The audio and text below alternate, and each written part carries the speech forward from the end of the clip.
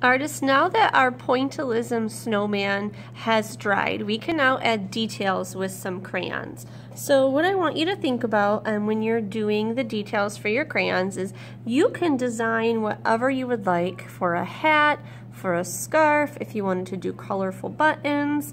As long as you're using your crayon right on top of your white snowman, it should show up. I have one suggestion though when you do your arms. Instead of just doing a straight stick out for the arms, I want you to think about what a stick that we usually find outside might look like.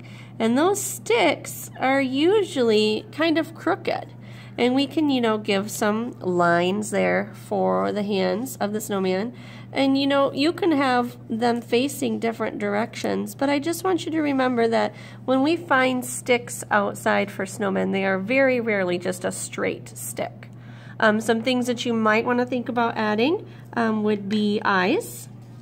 You might want to think about adding a nose, a carrot nose.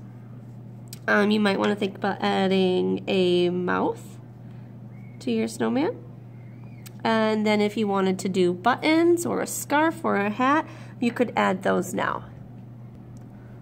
Once you have decorated or given details to your Pointillism snowman, our next step is to cut out our circles so that we can make this into our snow globe. Now, artists, we have a black piece of paper that we're going to use for the base of our snow globe. So what I want you to think about is, what do you want the base of your snow globe to look like? I would suggest that you sit your circle on top and take one of your crayons and just lightly trace around the edge of your circle so that you know where the edge of your stand needs to be. And you could do all kinds of shapes or edges for a stand. I kind of like the way that this is going to look. So I'm gonna go ahead and cut this out so it could be the stand for my snow globe.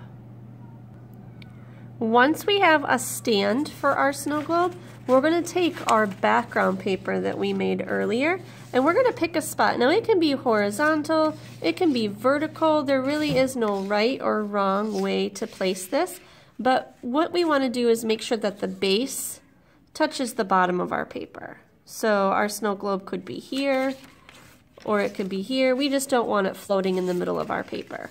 So wherever you decide that you want your base to be, you're going to glue that down first. And if we're using a glue bottle, remember that we're putting glue on the black paper, on the thing that we are gluing, and not on our background paper. And remember, dot, dot, not a lot when you are gluing, so we don't need much. And try to line up the bottom of your snow globe base with the bottom of your paper. And you might have to hold on to that for a few minutes to let it stick. Our last step is to attach our snow globe, and remember we're putting it right on top of our base. So same thing, dot, dot, not a lot. We are putting the glue on the back of the snow globe, not on our background paper. That way we know we're only putting the glue where we need it to be. We don't need much, just some dots of glue. And once again, when you place this, you might need to hold it for a few minutes to get it to stick. Once you're done gluing, you can go back in. You can add some details or decorations to your base using a crayon. Any decorations or details would work.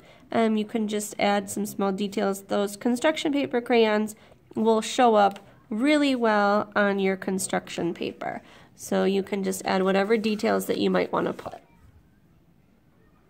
The last thing that you will want to do to your project is to put your name on the front so that way it's visible when it's displayed.